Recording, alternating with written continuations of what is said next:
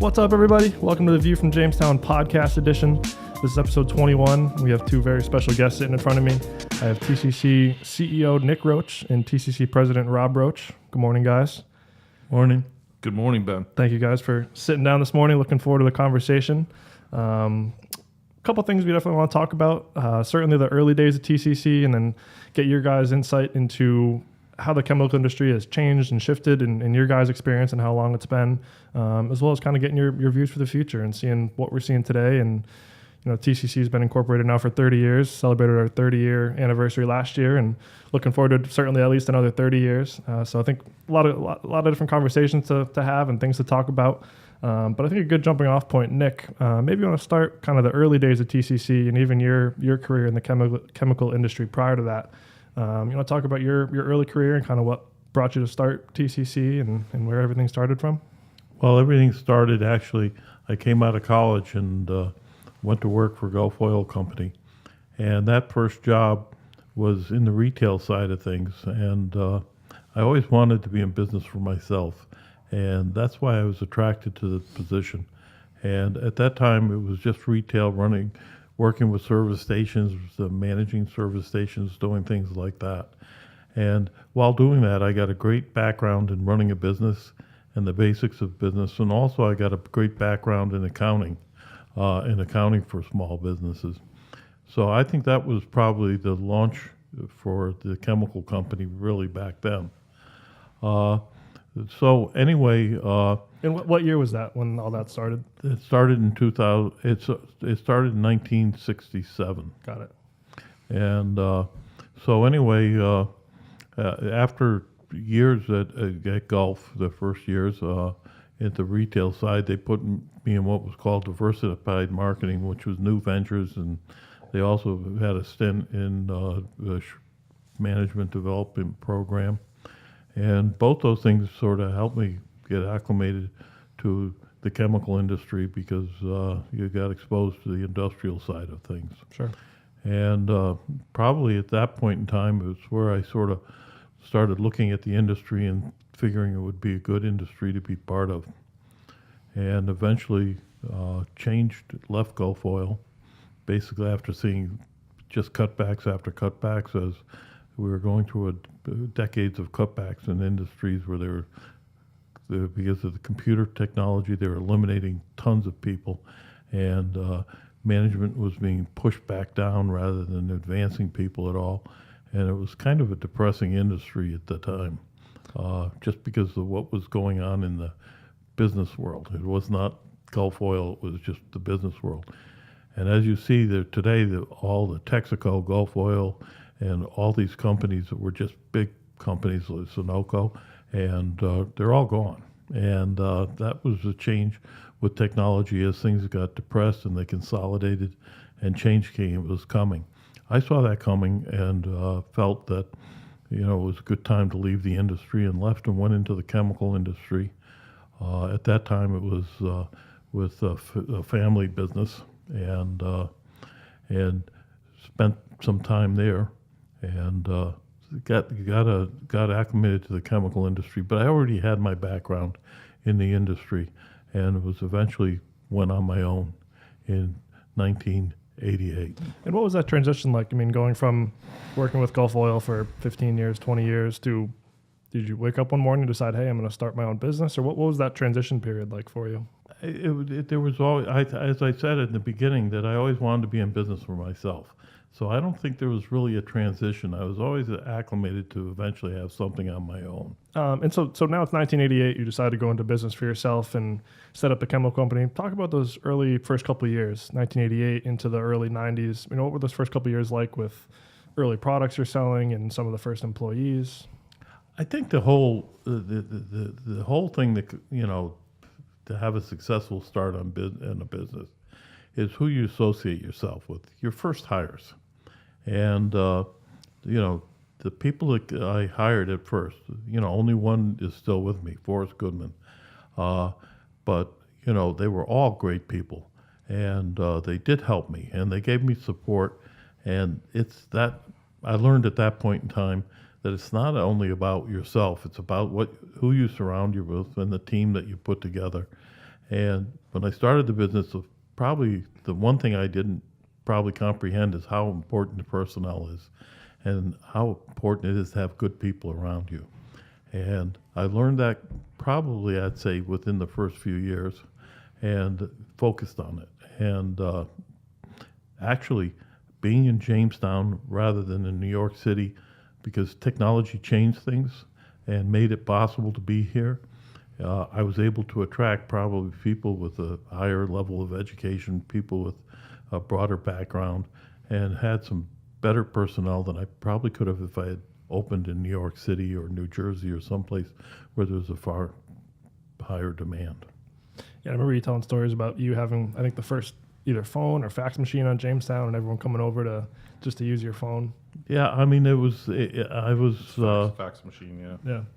It was funny. I had a chance at a big order for the new company with a company in Montreal, and it was for rail cars of phenol.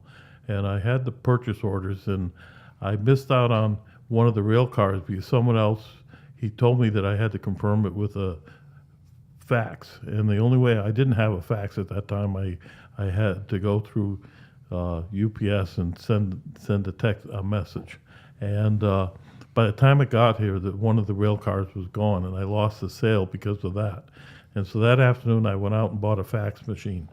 And that's got us into the fax industry. And soon after, that fax machine burned out because the technician that came and said, "Well, these aren't made for that many faxes. This is a personal fax machine." And so I had to go out and buy even another fax machine soon after. But the fax machine then was the computer of the industry. Everything was by fax. Yeah, the early days were, I can remember because 88, I was just in high school, was lean years. We didn't have any money. There was everything that my parents had was being invested in this new venture. And so going to buy a fax machine was a very big deal. It was a critical time. So, and we were just in a one-room sort of apartment above the pharmacy here in Jamestown. And because the technology, the invention of the fax, were we really able to have a corporate office at a place that was away from the ports and the terminals and the producing partners. So and I think that the struggle that I remember that we had then is really what motivated me when I came into the company to build this company and to work with my father to try and build something so we could feel secure. That lack of security when you have no money, a lot of us have felt that it's not a comfortable feeling, and that's a real motivator. I think that's a good transition as well into your high school days and your college days and kind of how your background and how you got involved in the business. Yeah, I was not a good kid. I was. Do you agree? Do you agree, Nick? It's genetic. I don't think he was either. So we're not. We're both not.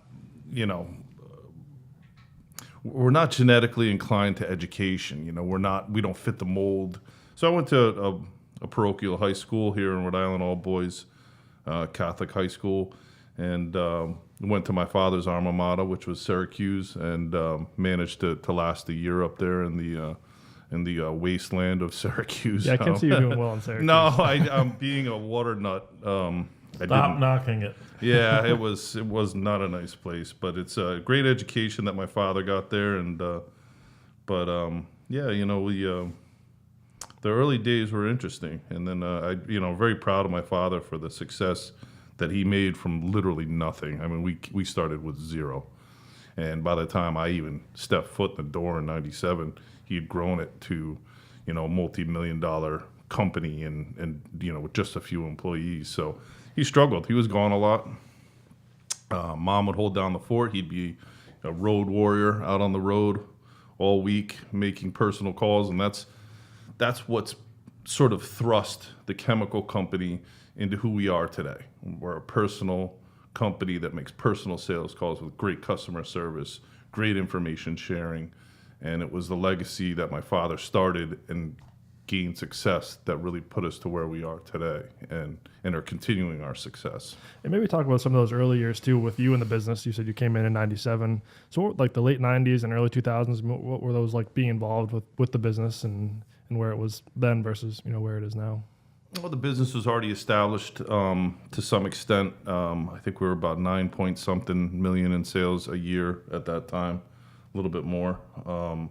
But it was, that was mainly in some of our original products, which I think I think you had originally the urea and the methanol and the formaldehyde were your three original products. Actually, the number of orders we had then was close to some of the numbers we have today.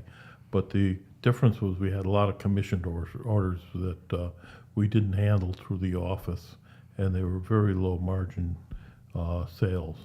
And so, we had probably more revenue than it looked like, but it was still marginal. And because of our financial situation, we couldn't hold the paper so much in the beginning. So you'd have to take a very small single digit commission on a large sale that Nick or Forrest or whoever managed to get. And so there was a lot of very high volume, low price commodity sales that were single digit commissions. And some of the first products. Well, probably the first two major projects we sold were commodities, urea and methanol, and then we sold maleic anhydride, quite a bit of that, but they were all commodities. And at that time, I would say the world was much bigger, and importing from internationally wasn't as normal as it's become in recent decades. And we represented countries in Europe and outside the USA, and that was a little different when I walked through the door. Probably the first urea relationship I had was with a Canadian company in Maitland, Ontario, and it was just across the border from the U.S. And they had a great product, and I discovered them and built a relationship. But I would go to customers who were 60 miles from that plant who had no idea it existed. Wow. Because it was in Canada. And it was so different. When you were talking about crossing a border, people just didn't know what was there. And I'd call on a customer and say, well, where are you getting urea now? And they'd say, well, we're bringing it in by rail car, we're doing this, we're doing that.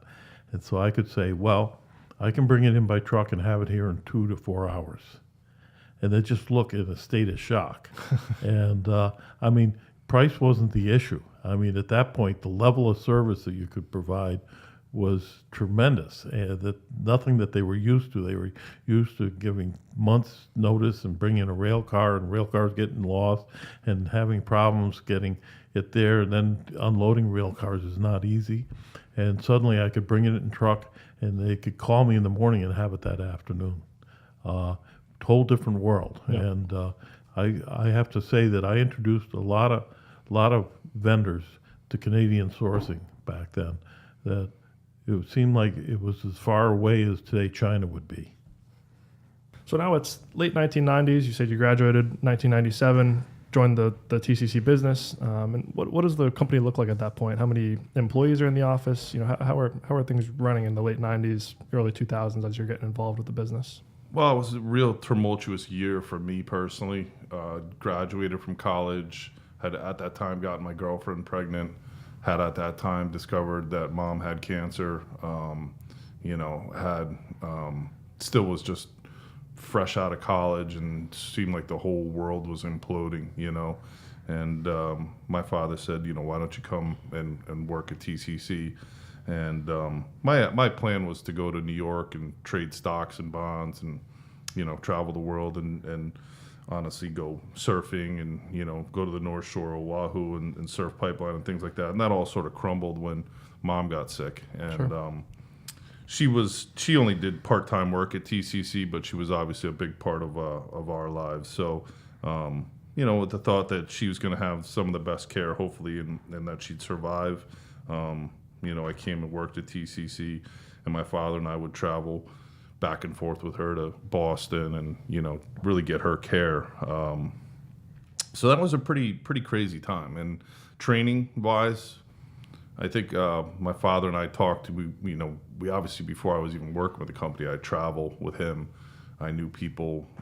They were, that I think that back to the relationship piece, the people would be at our house having dinner that were suppliers, customers. We talk about things like super sacks and bags and, totes and drums and all that sort of stuff. So I had a little bit of education coming in, but we didn't really have like a training program. It Sure. was just, here's a phone, find some business. Yep. And so the early days were pretty cool, We're talking like 6-7 desks on Narragansett Ave. Yeah, 6-7 desks. We actually had a real estate office in the front of the building that we took over. I was the first person to sit in the front desk in the front office that was part of TCC. Yep. So I think in the back we had 6 or 7 desks, and then we put 2 in and one huge desk. My father's roommate from college gave us this huge, Trump style desk, and that's where I started out. It was just me in the front and a huge desk, and eventually we filled it up with Kerry and Pat, and we had, I think at one point before we left, we had 4 or 5 office desks in the front, plus a meeting area. So it took till about 2013 when we finally moved out of, or 2014, that we finally moved out of that first office there. So that was my next point, is at what point do you get to the point where you're expanding out of this Narragansett Ave office and you realize, you need more space and you're considering what the next steps are for the company? Actually, what's kind of amazing to me is how much business we did conduct in that small building, and how many people we had crammed in there at the end.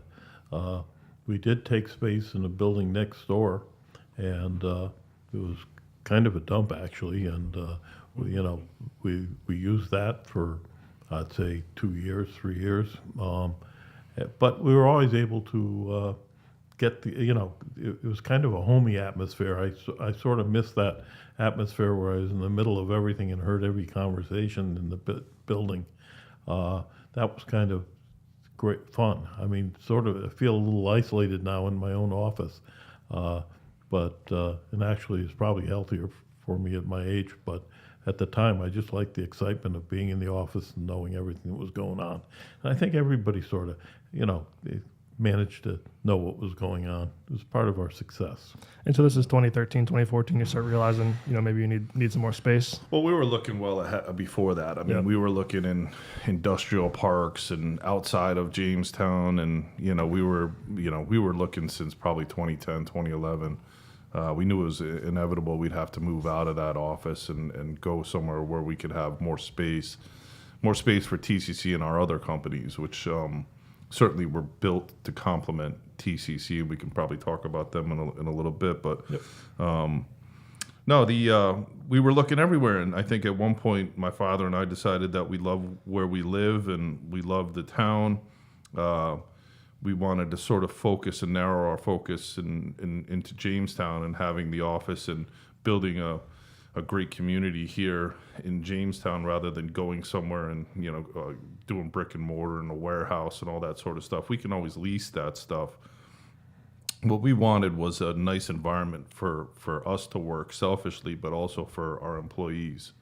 And that's when we found the town building here in Jamestown was for sale. They had taken care of it none for years. And it was going to be a big project, but we went to the town and negotiated a fair deal for it, and that was the beginning of our new corporate location. I think the biggest thing was we were restricted on how much we could spend. Right. And we had other opportunities, and buildings had come up and they'd be available, but really, truthfully, overpriced. And any building we bought was going to have to be changed dramatically to fit our needs. And I think, probably looking back, one of the best decisions I made was when I sent an email out to all the employees, and that email I asked what they wanted in a new building. And I mean, I didn't send it to just the people who are going to be in the office. I sent it to every salesman, and everybody sort of came up with a suggestion, and I came up with a laundry list that was probably 2 pages long. And rather than looking at it and editing it, I just sent it to the architect and said, "Would you incorporate all this in the new building?" And he did. Bill did a terrific job, and he looked at that list and saw reason for all of it. And so the new building was really a monumental change because everybody had a little of what they were looking for, had something vested in the building, and were part of what it is today. And I think most employees can look around and say that was my idea, and so I think that's really fun. I mean, to have everybody look at say, oh, this was my idea. Yeah, I think it's safe to say you met all those goals and more. I mean, I enjoy when someone comes in for the first time for a meeting or whatnot, and they walk in the front door and look around. They all have the same look in their eyes. I mean, it's a great place to work. Absolutely. Some of the thing is we do have a lot of art around the building and everything else, and probably looks like, wow, how much money you spend and everything else. But all the art is local artists. Yep. And they're all people that are friends. And there's so much involved in the building that, that is personal. That this was my friend or Linda's friend that did art. And this was actually Fran's friend growing up that did art. And we have some beautiful art in the building, but it's all art of love and other people that were friends that created it for us. And here we are 5, 6, 7, 8 years from that process, and here we are looking at a brand new building out back too, which is amazing to see. Yeah, I think that, my father's point about art and the creativity is it's a good one. We're I think that the reason why the chemical company has grown and is a success is because of sort of not your normal vision of what a company is and should be. It's a very different and what I would say artistic approach to it. If we have a need, we try and fulfill it, and we don't just do it by throwing money at it. We do it by getting creative. And his love of art is very. It's an inflection of this company as well, because we're not the normal company, and we're not looking at people's expenses and cutting cost and nickel and diming everything. We're trying to lead with integrity and good business and good values, and creating a homey, nice atmosphere for our employees and trust between our employees and us, rather than just breaking the bank, or breaking the numbers to make the last penny. So I think that's a good reflection of why the art is so important here at our corporate office. Yep, absolutely. And now we've got this new building out back we just finished, continuing our expansion, investing in sales and marketing, which is what we are. We're a sales and marketing company. So we're bringing on new sales associates here at our corporate office as well as in the field. We're growing our customer service. We're growing our logistics. We're investing where it's important in our business. I mean, the chemical company created its own advertising, created its own name. I mean, the name the chemical company, when I first named it, Linda and I first named it, it was not a popular thing to do. People didn't want to identify with chemicals, and they would stare away from it. And it was sort of like, this is what I do. Why not be proud in what I do? Why not just say it? And that's how the chemical company got named. It's a name that tells you what we are, and it was kind of amazing when BASF took the tagline. Thanks you, BASF, for advertising for us. It was great. So. Well, I mean, it's the most creative name you could have come up with, and it's so simple, but when Google came around, it was brilliant. I was going to say, now we're in a world of Google and SEO and all this stuff, and it couldn't be a better name. Couldn't be a better name. Couldn't think of any better. But it is funny how companies were going to X-Ben Company or something like that, some crazy names. They call them solutions. And, we're a solutions company. And they wouldn't identify with who they were. And I am proud of the chemical industry. I think it's a very honorable industry. I've known thousands of people in this industry. They're good people. They have good intentions. Yes, mistakes have been made. We have polluted. We've done things that were not been great. Mistakes have been made with chemistry over the years. Mistakes have made with medication, stuff like that. But how many millions of people have been saved by this industry? It's incomprehensible to think about how many people have been saved by chemicals. And it far exceeds any negatives. Yeah, I think that kind of brings us to a good transition of, here we are, 2019, sorry. I'd be curious to get both of your thoughts. I think you'll each have some similar but some different opinions on both questions is kind of how the chemical industry has changed or evolved for the better or for the worse, or maybe both, from when both of you got involved in the industry up until today. And then as a separate question, kind of what you expect to see in the future, but kind of starting with your experience in the chemical industry, whether it be 50 years or 20 years, how has the industry changed and evolved, and how have you seen companies and the people in the industry change over time since you've been involved with the industry? I think what I've watched over the years is a card game. It's like somebody buying somebody shutting down something. It's been constant. You know, one day someone's opening all these plants, the next day they're shutting down all these plants. One day they're profitable, the next day they're not profitable. You know, companies that hardly existed became huge companies overnight when they made acquisitions of some chemical that was in the dumps, and suddenly that product became short in supply, and they grew to huge proportions. I mean, it's really been kind of interesting to watch. But it's an ever-evolving industry. It's not going to change. That is going to be part of the future of the industry. We're going to see continue, probably not consolidation. Everybody says consolidation, but as fast as things consolidate, new companies start up and grow. And with technology, it's going to change. There's going to be all sorts of new chemistry out there. And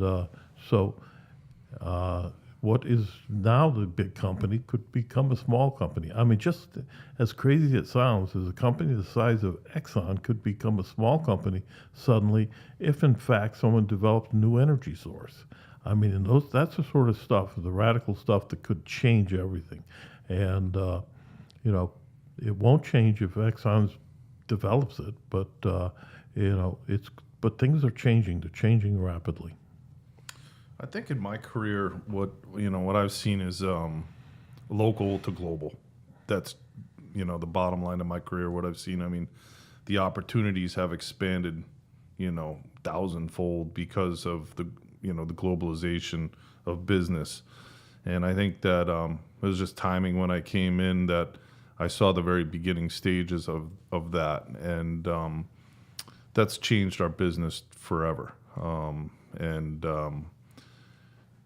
It's continuing to be more global. It's just getting smaller. And I think that in the beginning of this conversation, we talked about how people didn't even know 60 miles away was a urea plant. Now you can just Google it and then find out about it.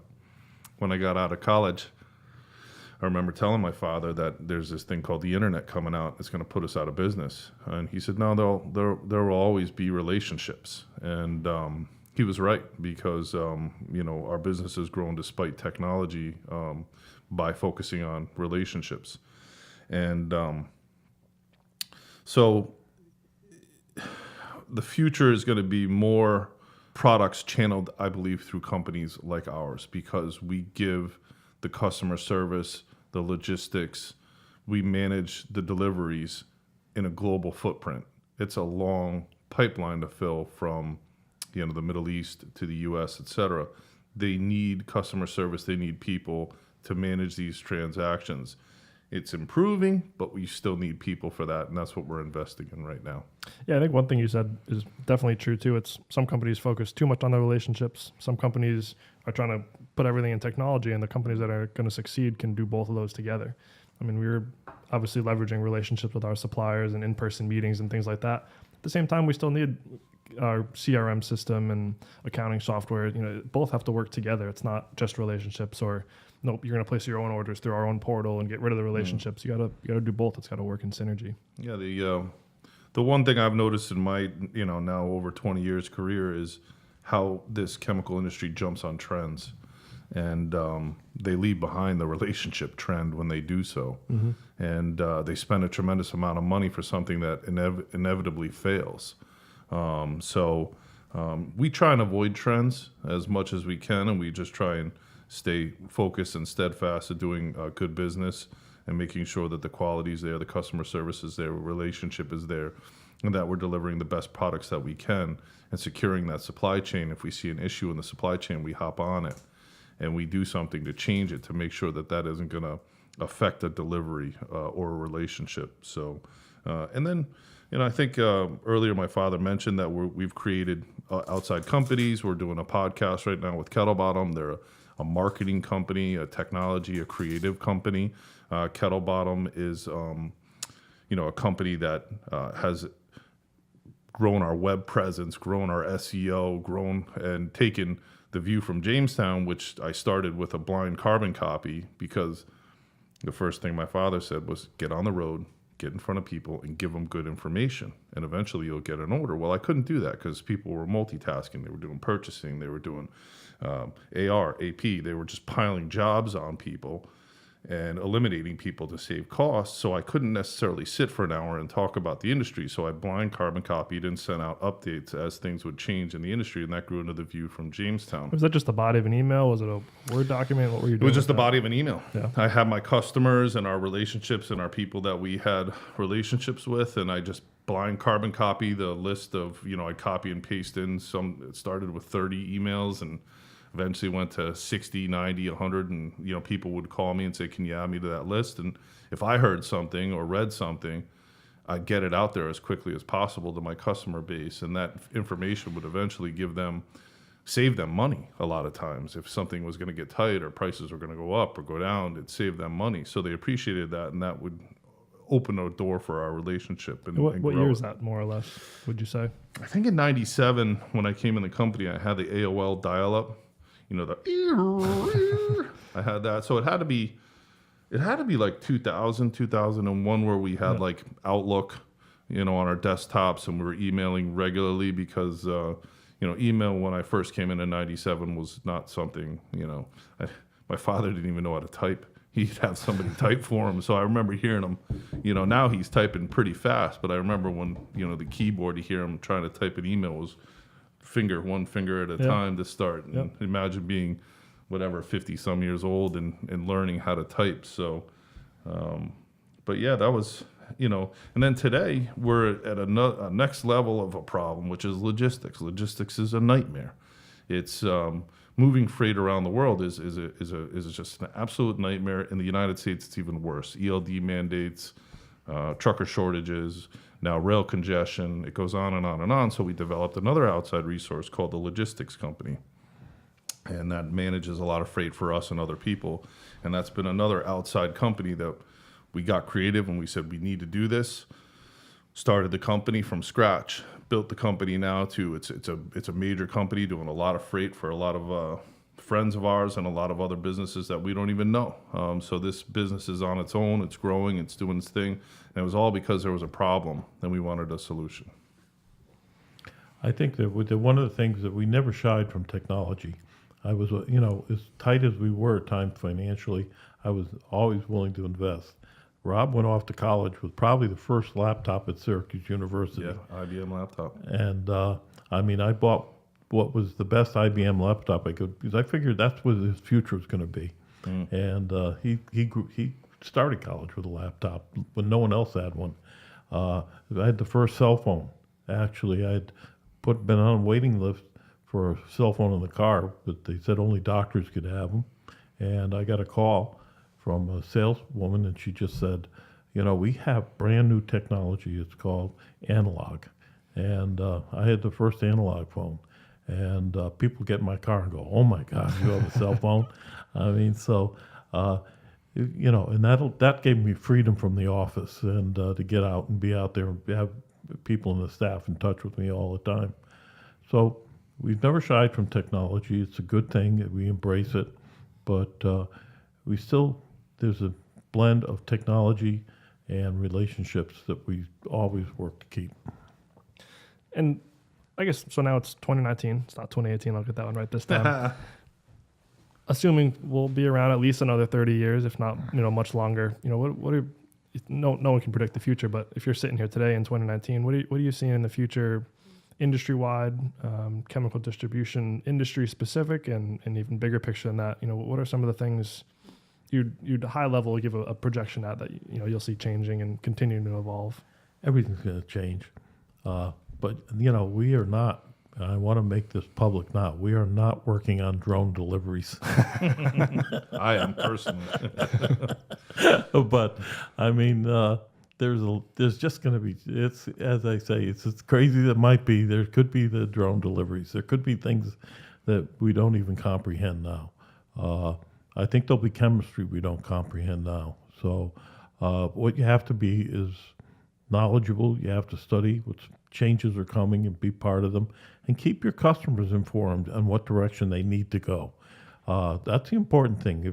If a customer knows they can trust your opinion and that you're going to give them good direction and that you're going to help them, that's probably the best thing you can do. I've had calls from customers saying, you saved my company, when I gave them advice not to do things. And that's probably one of the most rewarding moments you have, when a guy says, I would have lost my job. And he was looking at a trend, going with the trend, and I said, don't go there. And boy, that's loyalty. Yeah. And of course, we can't see the future either, but just continuing to push what we're seeing through our own eyes, and people can take that info as they'd like to. For me, the future looks bright because we've got 30 years behind us of being a successful company. We've managed to save profits. We've invested in this company, saved money. We've grown the company with, behind the scenes stuff is done very well. Our accounting, our financing, our finance, our insurance, we're protected. We've developed, a system where we can expand and grow from even where we are today, which is, a size of a company I never thought we'd get to.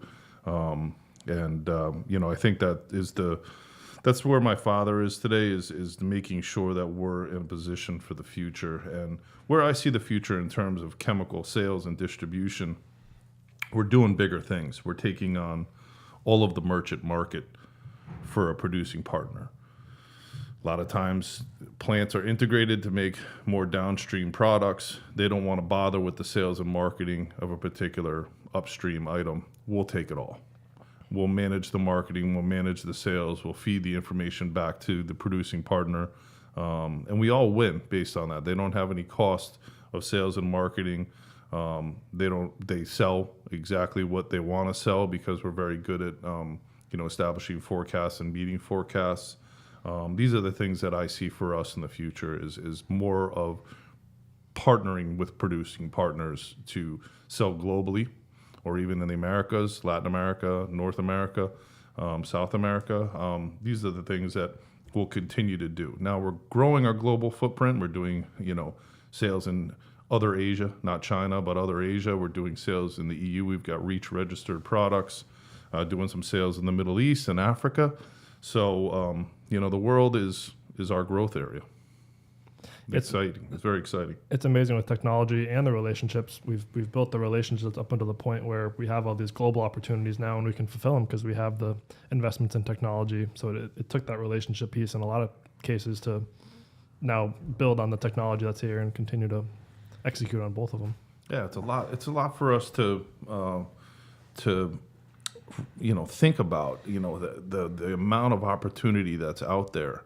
And the growth regions that we can take advantage of by supplying them with products, and we can do it. We could ship from Vietnam to Senegal. We could ship from Senegal to Philippines. We can handle that, no problem.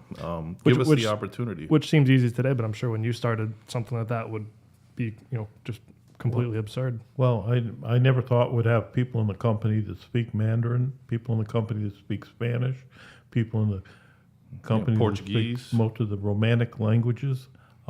We've bent over backwards to get good, solid people that are not only familiar with our culture but are familiar with world cultures.